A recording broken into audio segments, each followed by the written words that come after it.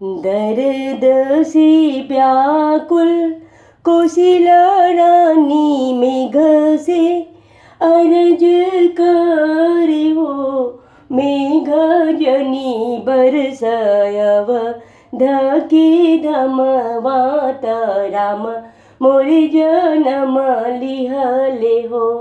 ए मेघ जनी बरसायव धके धमवात राम मोरे जनम लिहले हो।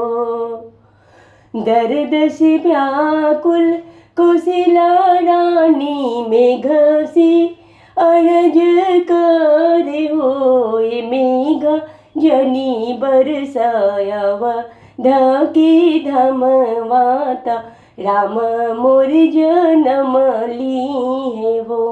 ए मेघ जनी बरसा अवध की धमवात राम मोरे जनम लिए हो।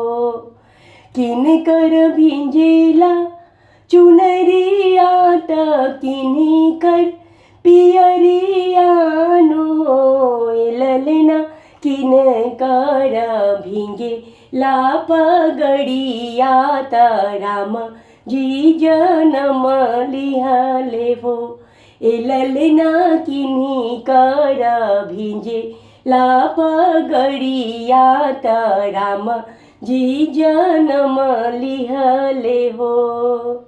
के कई के भिंजेला चुनरिया सुमित्रा के चुनरियानो हो, ए ललना कौशल्या के भिंजे ला पियरियात राम जी जनम लिहले हो।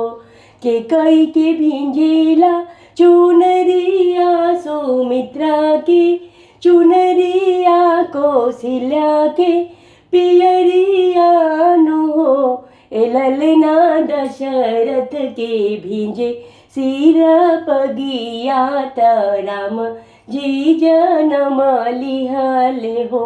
ए ललना दशरथ के भिंजे ला पगड़ियात राम जी जनम लिहले हो।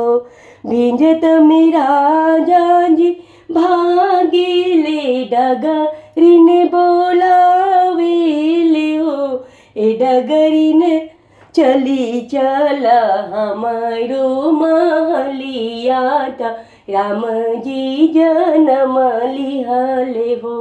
ए डगरीने चली चल हमारो महलियात राम जी जनम लिहले हो। डगरीन आईली महलिया आंगन बीच ठाड़ भइली हो। डगरीन मांगे लगली सोने के हासुलियात राम जी जनम लिहले हो। ए डगरीन मांगे लगली सोने के हासुलियात राम जी जनम लिहले हो। बाहर से राजा जी आवेले आंगन बीच ठाड़ भइले हो। ए डगरीन देई देबो अयोध्या लुटाई हासुली पहिराई देबो हो। ए डगरीन देबो अयोध्या लुटाई हासुली पहिराई देबो हो। ए डगरीन अंगना में सोहर गवाई बेराम जी जनम लिहले हो। ए डगरीन अंगना में नाच नचाई बेराम जी जनम लिहले हो। राम जी जनम लिहले हो, राम जी जनम लिहले हो।